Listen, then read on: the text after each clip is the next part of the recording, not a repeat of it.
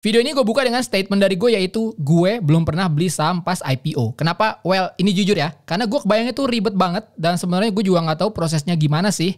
Mulai dari ordernya, harus kemana, dan lain-lain.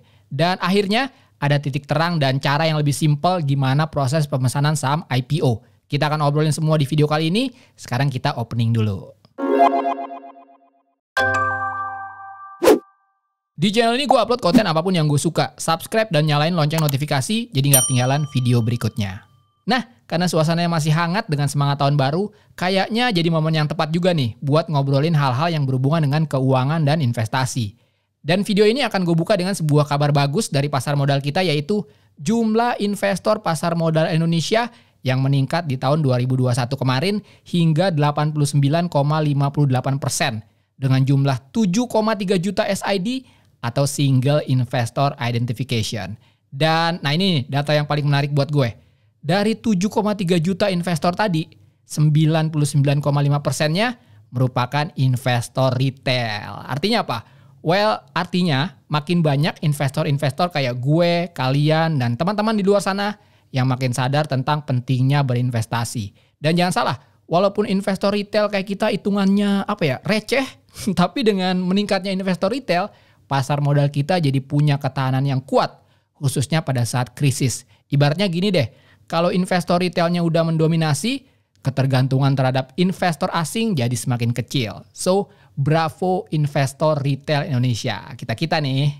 Nah, fenomena meningkatnya investor retail ini sebenarnya juga terbantu karena kesadaran masyarakat akan investasi yang semakin tinggi dan proses transaksi investasi yang semakin mudah. Langkah selanjutnya adalah gimana terus mengedukasi para investor retail ini agar mempunyai mindset yang benar terkait dengan investasi. Itu kenapa gue bersama-sama dengan iPod tahun ini akan terus mengkomunikasikan campaign Semua Bisa Investasi. Untuk mengingatkan kalian semua, ya dan gue pribadi tentunya, bahwa investasi itu mudah selama kita terus semangat mengedukasi diri. Nah, baik lagi ke statement gue di awal video, kali ini kita akan bahas gimana cara yang mudah beli saham IPO. Tapi just in case ada yang belum tahu, IPO itu apa sih? IPO adalah kependekan dari Initial Public Offering atau bisa kita terjemahkan menjadi penawaran saham perdana. Jadi pada saat suatu perusahaan ini ingin melakukan go public dan menjual sahamnya, salah satu proses pertama yang harus dilakukan adalah melakukan penawaran saham perdana kepada masyarakat. Jadi para investor yang memang tertarik untuk mempunyai saham perusahaan tersebut lebih dahulu bisa melakukan pemesanan untuk mendapatkan saham perdana sebelum akhirnya nanti listing di BEI. Sebenarnya ini tawaran yang menarik kan, apalagi kalau kita memang tertarik untuk mempunyai saham dari perusahaan tersebut. Ada semacam perasaan yang spesial karena berhasil menjadi investor yang pertama yang mempunyai saham perusahaan tersebut. Tapi seperti yang gue bilang di awal video, gue nggak pernah tahu gimana cara memiliki saham IPO. Yang kebayang di gue adalah caranya yang ribet karena harus register ini itu. Dan gue selalu merasa bahwa yang bisa memesan saham IPO itu hanya investor-investor besar ataupun korporasi. Well, tentu aja itu semua salah karena penawaran saham perdana atau IPO itu terbuka untuk siapa saja, baik investor besar atau retail.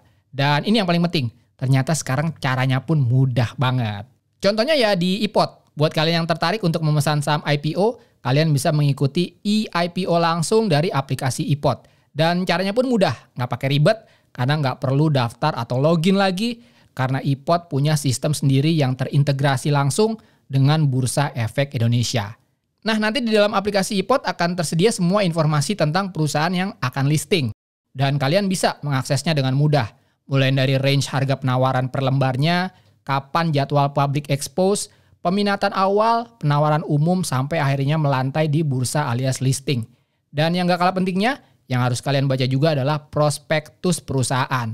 Di situ lengkap banget semua informasi tentang perusahaan tersebut. Dan itu bisa kalian jadikan acuan untuk memesan saham perdananya. Oh ya, pesan saham IPO di iPod bisa kalian lakukan di masa book building ataupun masa pooling. Bedanya apa tuh? Well, di masa book building ini kalian bisa mencoba memesan di harga yang lebih rendah dari harga final nanti. Ini berguna jika kalian sudah punya kalkulasi sendiri tentang harga wajar dari saham perusahaan yang akan IPO tersebut. Jika ternyata harga tersebut lebih rendah dari harga yang ditawarkan, pemesanan kalian nggak akan diteruskan ke penawaran umum dan kalian bisa memesan lagi pada saat penawaran umum sesuai dengan harga yang ditawarkan. Nah, kalau kalian order di masa pooling, karena harganya sudah ditetapkan, kalian tinggal pilih jumlah lot yang ingin kalian pesan, lalu tinggal swipe ke kanan aja untuk memesan. Gampang kan? Nanti pada saat masuk proses penjatahan, kalian akan diinformasikan berapa lot yang akan kalian dapatkan.